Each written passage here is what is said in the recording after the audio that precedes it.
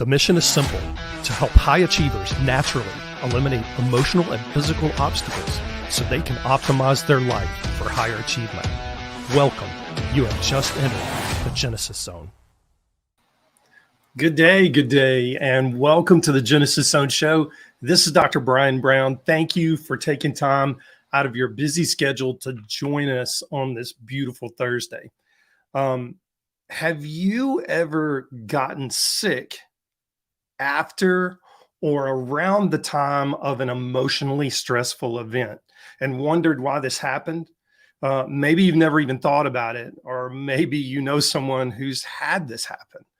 Well, in today's show, I'll share some pretty amazing information about a medical approach used in approximately 36 countries worldwide that looks for hidden emotion trapped in your body that appears to cause short-term illness and even long-term or chronic illness. Now, curiously, and unfortunately, not surprisingly, this method of medical care isn't used in the United States. But we will take a look at how this medical approach could help bring about resolution of those trapped emotions to help you optimize your health and wellness. Okay, I'm not going to beat around the bush at all. The method of this new medical philosophy and this practice technique that I'm talking about is called German New Medicine. German New Medicine. It all started with a German physician in 1978. Dr. Reich Gerd Hammer was head of the oncology department at the University of Munich Medical School in Germany. Shortly after the tragic and unfortunate loss of his son due to a gunshot wound, Dr. Hammer was diagnosed with testicular cancer. Now, being the scientist that he was, he couldn't help but wonder if the two were related, his son's death, the grief over his son's death, and the testicular cancer. So he immediately began pouring through the charts and records of previous oncology patients who he had treated in the past. He was astonished to find that there was, in fact, a strong correlation between emotional stress and the timing of their cancer diagnoses. Now, most, if not nearly all, of his previous oncology patients had experienced significant trauma or loss prior to being diagnosed with cancer. By 1981, he published a postdoctoral thesis titled "The 5 Biological Laws of New Medicine." His thesis defense unfortunately caused quite a ruckus in the German medical community, and they gave him an ultimatum to either denounce his beliefs and his research or have his contract with the university revoked. In 1986, Dr. Hammer was stripped of his medical license in Germany on the grounds of, and I quote, refusing to conform to the principles of standard medicine. Now, thankfully, his research did not stop, and he was able to extend his cancer discovery to nearly every chronic and acute disease known to modern medical practice.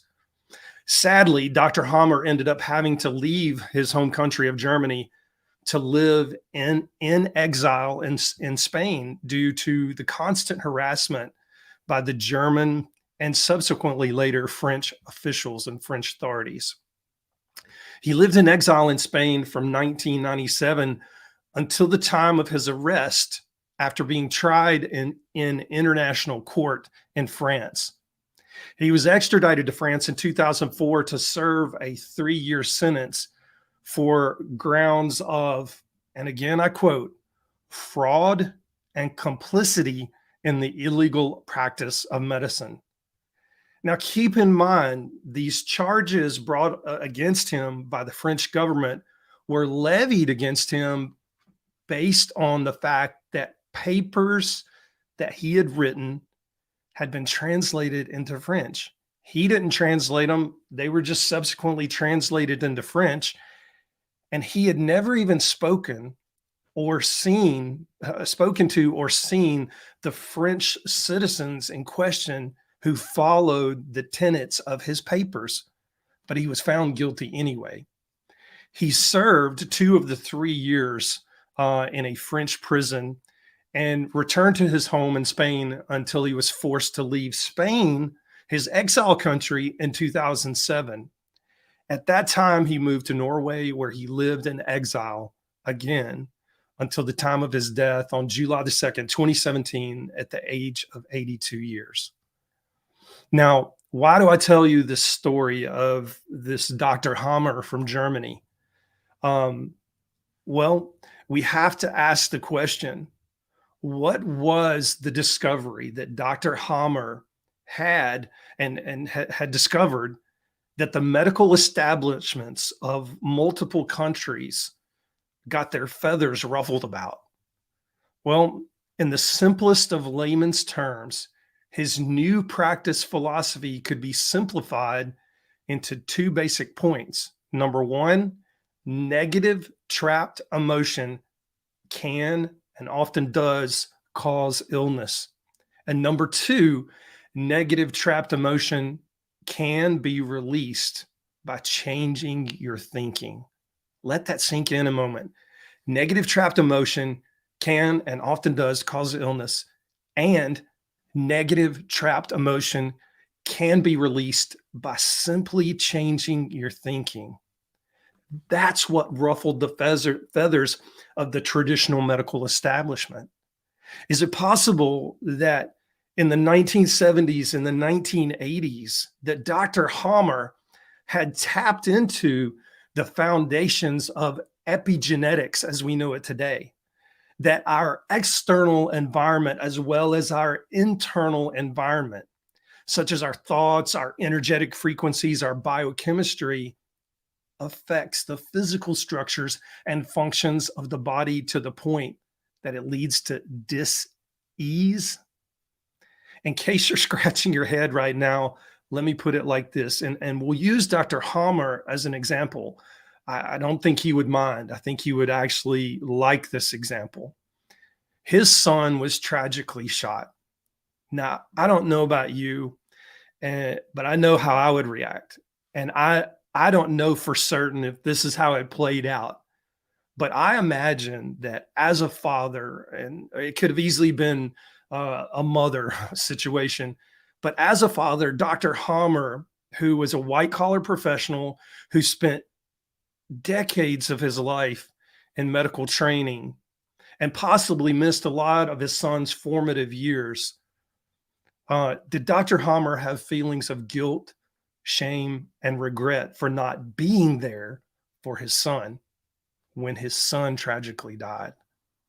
And could this guilt, shame, and regret lead to illness or even cancer? It's a scenario that's certainly possible, at least according to Dr. Hammer's beliefs. And I think Dr. Hammer would agree with that scenario. So what are we to do with this information? That's the question. As I pointed out in prior episodes of the Genesis Zone Show, thinking positively impacts your DNA. And the research and work of people like Dr. Joe Dispenza are giving us right now, they are giving us the proof that we need to move forward with these beliefs and these practice principles.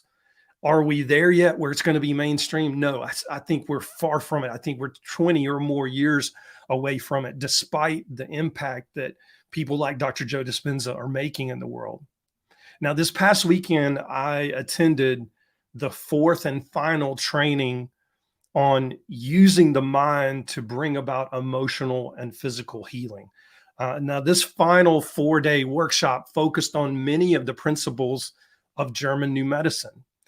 The brain and body are infinitely more intelligent than we give them credit for. And I believe that every single person's body and mind has the desire and capability to heal. I believe that every single cell in our body has the programming to heal. But I also believe that blockages to the flow of healing can occur for one reason or another. Now, having practiced psychiatry since 1998 and now doing functional psychiatry and genetic work, I believe, as Dr. Hammer did, that our body stores emotion. Now, the good news is this: that emotion that's stored can be released, it can be unlocked. It's kind of like a beaver dam that blocks the flow of water downstream.